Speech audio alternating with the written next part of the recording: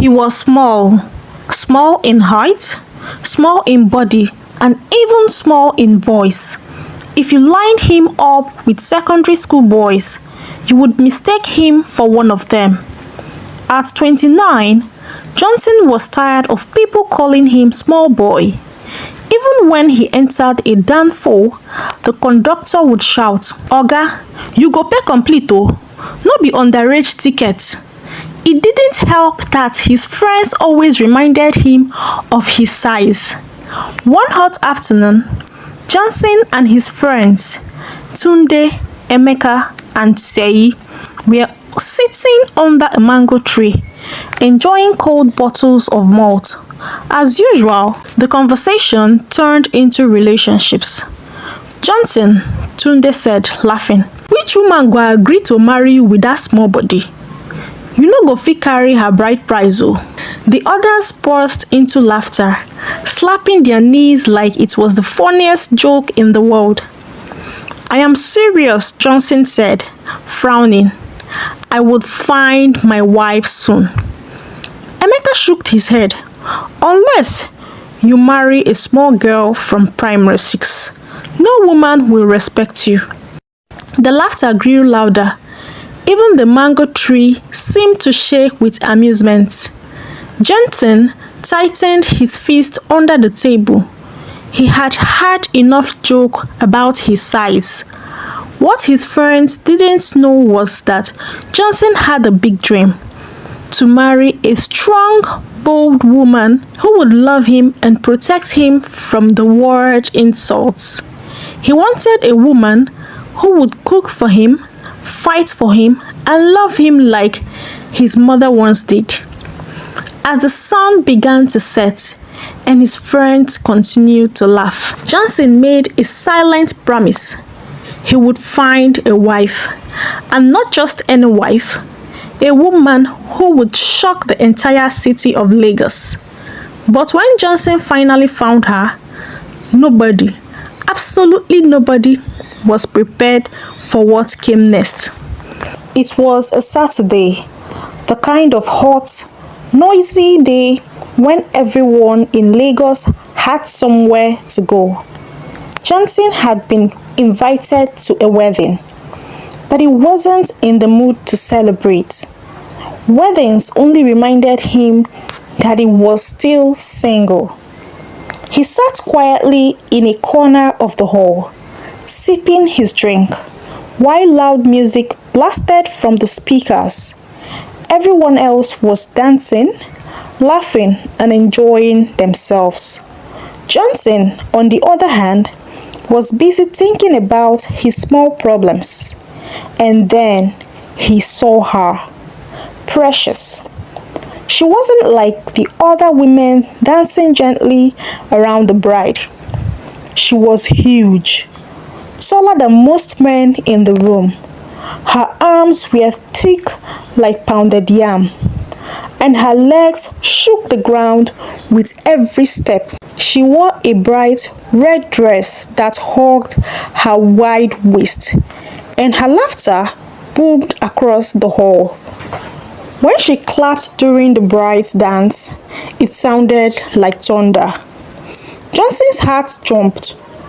This was the woman he has been looking for. He wiped the sweat from his forehead and stood up. His legs felt like jelly, but he walked across the room anyway. When he reached her table, he cleared his throat. "Hello," he said, his voice barely louder than a whisper. Precious raised an eyebrow and looked down at him. "Yes?" I like your dancing," Johnson stammered, feeling like an ant standing before a mountain. For a moment, she said nothing. Johnson's heart pounded in his chest. What if she laughed at him like everyone else? But then, Precious smiled. "Small man, you have courage. I like that." Johnson's knee nearly gave way. She liked him. From that day forward, Johnson and Precious became inseparable. While others whispered about the size difference, Johnson didn't care. He had found the woman of his dreams, and no one could stop him. What he didn't know was that marrying Precious would change his life forever, and not always in a good way. 3 months later, Johnson and Precious got married. The wedding was small, but one thing stood out. When Johnson and Precious stood together, it looked like a mother posing with a child. At first, life was sweet. Precious cooked large pots of soup that could feed an entire football team. She protected Johnson like a bodyguard. Whenever a market woman tried to cheat him, Precious would step in. "Reduce the price before I reduce you," she would warn, and the price would drop immediately. Johnson felt safe. For the first time, nobody dared to laugh at him. But the sweetness did not last. Precious had a hot temper than Lagos sun. She wanted things done her way always. If Johnson came home late, she shouted. If he forgot to wash his plate, she shouted. And when Precious shouted, the whole neighborhood knew. One day, Johnson accidentally stepped on her foot. Precious grabbed him by the collar and lifted him off the ground like he weighed nothing. "Johnson, are you mad?" she barked. "I am sorry," Johnson said, dangling helplessly in the air. That was the day Johnson realized he had married trouble. When Johnson's friends heard he was married, they couldn't wait to meet his wife. For weeks, he had described her as special, but nothing prepared them for the truth. One evening, Johnson invited them to a restaurant. He arrived first, looking nervous. When Precious finally walked in, the chair groaned under her weight as she sat down. Tunde's jaw dropped. "Johnson, is this your wife or your bodyguard?" Emeka's eyes widened. "If she slaps you, won't you enter coma?" The table erupted with laughter. Johnson forced a smile, but inside, his pride burned. Precious, however, wasn't the type to let insults slide. She leaned forward, her eyes narrowing. "If you people say one more thing, I will reset your brains." The laughter died instantly. No one wanted to test her strength. From that day, Johnson's friends were careful about how they joked, at least when Precious was around. But at home, that was a different matter. And for Johnson, the real trouble was just beginning. Johnson's life had become a series of surprises, and most of them came from Precious. At home, he no longer felt like the head of the house. Precious controlled everything, from what they eat to when they slept. One evening, Johnson returned from work, tired after a long day at work. As he opened the door, the aroma of egusi soup filled the air. His stomach growled. "Precious, I am home," he called, dropping his bag. Precious was sitting in the living room, her massive frame spread across the sofa. She didn't respond. Johnson's heart began to beat faster. When Precious was quiet, trouble was nearby. "Did you hear me?" he asked carefully. Precious slowly turned her head. "Where have you been?" Her voice was low but dangerous. I I was at work, Johnson stammered. You are lying, she barked, standing up. Johnson took 2 steps backwards. No, I am not. Before he could finish, Precious grabbed his ear and twisted it. Ah, Precious, please, Johnson begged, hopping on one foot. You think I am a fool? Precious said.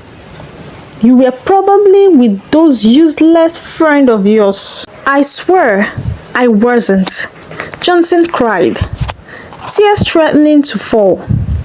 Precious let go of his ear and he collapsed onto the chair. She stomped into the kitchen, muttering to herself while Johnson rubbed his aching ear. In that moment, Johnson realized something. He was living with a heavyweight champion. And if he didn't find a way to control her temper, she might just knock him out one day. The next morning, Johnson decided he needed advice. He couldn't live in a fear of his own wife. So, during his lunch break, he met with his best friend Tunde at a small booker. Tunde, as usual, found the situation hilarious. So, you mean to tell me Precious twisted your ear like a small boy? Johnson frowned. It is not funny. I need your help. Tunde wiped tears of laughter from his eyes. Oh, okay. Okay. Listen. Women like Precious need a strong man. You need to show her who is boss. How? Johnson asked, desperate. When she starts shouting, shout louder, Tunde said, pounding his chest. Show her you're not afraid. Johnson wasn't sure about the plan, but he was tired of being bullied. That night, when he got home, he decided to try it. Precious was already in the kitchen, stirring a pot of soup. Without greeting her, Johnson slammed the door louder than usual. Precious raised an eyebrow. What's wrong with you? I am the man of this house, Johnson declared, trying to sound bold. And from today, you will respect me. For a moment, the kitchen was silent. Then, Precious put down the spoon and walked slowly towards him. What did you say? Her voice was calm, too calm. Johnson's courage began to melt. I said you will respect me. Precious nodded. Okay. Without warning, she grabbed his shirt, lifted him from the floor, and pinned him against the wall. Johnson, let me warn you, she said, her voice like thunder. If you try that nonsense again, you will sleep outside. She dropped him like a sack of rice and returned to her cooking. That night, Johnson didn't try to shout again. One Saturday morning, Johnson and Precious went to the market together. Precious wanted to buy fresh fish for the weekend, and Johnson tagged along, hoping to keep her in a good mood. Everything was going fine until Precious reached the fish seller's stall. Precious picked a large catfish and asked for the price. Madam, na 10,000 naira, the fish seller said. 10,000 naira for fish? Precious shouted. Are you selling goldfish? Madam, no insult me, oh, the fish seller warned. Before Johnson could calm his wife, Precious dropped her bag. What will you do if I insult you? The market women gathered, eager to watch the drama unfold. Johnson's heart raced. he knew his wife. When she started, there was no stopping her. "Precious, please, let's go," Johnson whispered. But Precious wasn't done. "This is why your wife left you," she shouted. The fish seller lost his patience. "If I slap you, try it," Precious dared him. Without warning, Precious grabbed the man's wooden stool and flung it across the store. The market erupted in chaos. By the time Johnson dragged her out, he was sweating. He couldn't believe his wife almost turned the market into a wrestling ring. As they walked home, Precious smiled like nothing had happened. But Johnson knew one thing: he had married a hurricane. One afternoon, Johnson's friend decided to pay him a surprise visit. Tunde, Emeka, and Sei arrived with a crate of beer, eager to see how Johnson was surviving. Johnson welcomed them nervously. He didn't want Precious to lose her temper while they were there. They had barely settled when Precious stormed out of the bedroom. "Who are these people?" she demanded. Johnson's friends froze.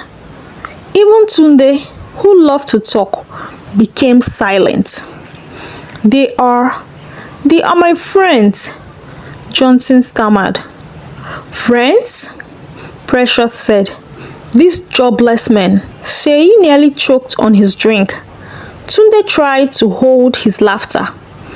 Precious marched to the table, lifting the crate of beer, and carried it into the kitchen. "No beer in my house," she declared. When she slammed the kitchen door, the entire building shook. For 5 minutes, Johnson's friends sat in awkward silence. Then, Emeka whispered, "Johnson, you are finished." Johnson knew he had to do something. His friends wouldn't stop mocking him, and he couldn't keep living in fear.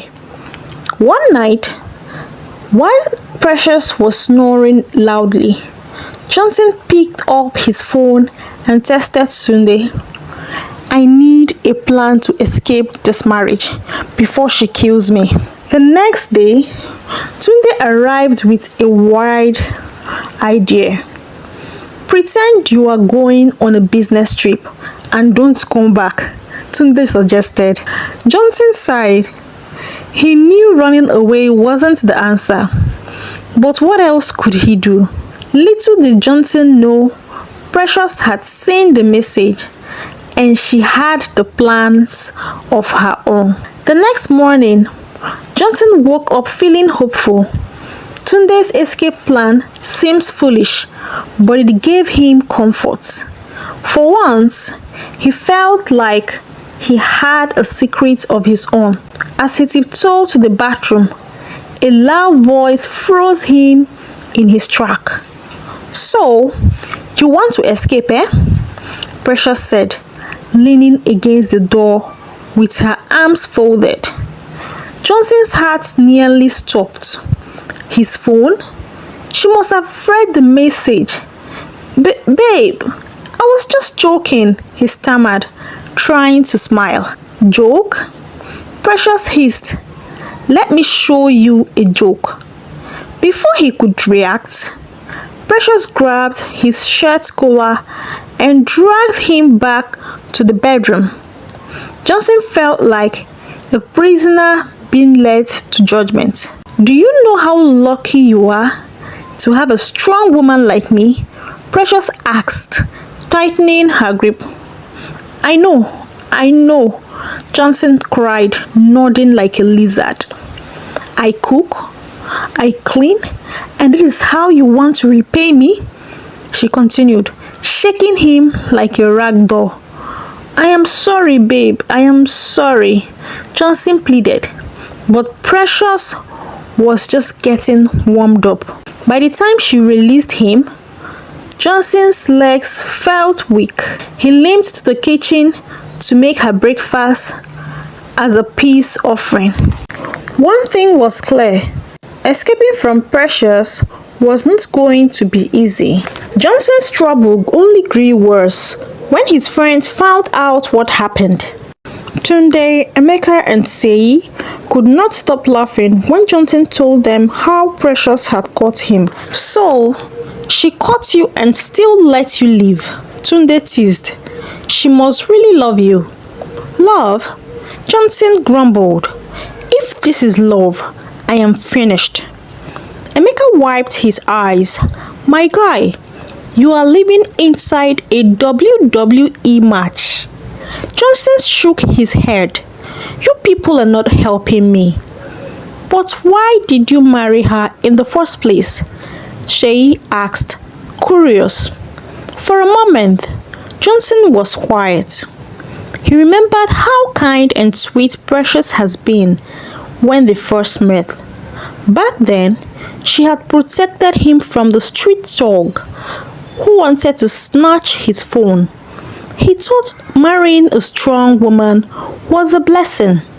Now, he wasn't so sure. "If you people don't help me, one day she will break my bones," Johnson warned. "Relax," Tunde said, grinning. "We have another plan." But Johnson wasn't sure if he could survive another plan. A few days later, Johnson came home to find Precious in the kitchen, stirring a pot with intense focus. "What's going on?" he asked cautiously. "I entered a cooking competition," Precious announced. "The winner gets 500,000 naira." Johnson's eyes widened. 500,000 naira?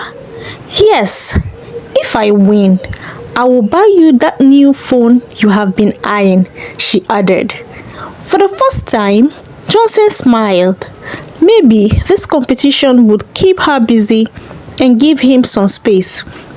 On the day of the competition, Johnson and his friends went to cheer her up. Precious cooked with the same energy she used to fight.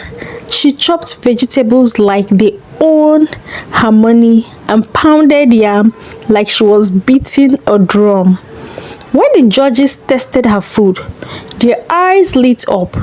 By the end of the event, Precious won first prize. Johnson couldn't believe it. His fighter wife had a hidden talent. "Maybe I should open a restaurant," Precious said later. Johnson nodded quickly. "Yes, please. Anything to keep you busy." For the first time in months, he felt hopeful. Precious didn't waste time. With her prize money, she opened a small restaurant called Mama Precious Kitchen. Business was booming and the people loved her food. Johnson thought his troubles were over until one day, a customer made a terrible mistake. A young man in a fancy suit ordered pounded yam and vegetable soup. After the first bite, he made a face. "This soup needs more salt," he said loudly. Johnson froze. Precious did not take criticism well. From the kitchen, Precious stormed out like a lioness. "What did you say?" I just meant it needed more salt," the customer stammered. Before he could say more, Precious grabbed his plate and dumped the soup on his head. "You want salt? Here is salt," she roared. The entire restaurant fell silent. Johnson wanted the ground to swallow him. That night, as they closed the restaurant, Johnson sighed. Even success could not calm Precious down.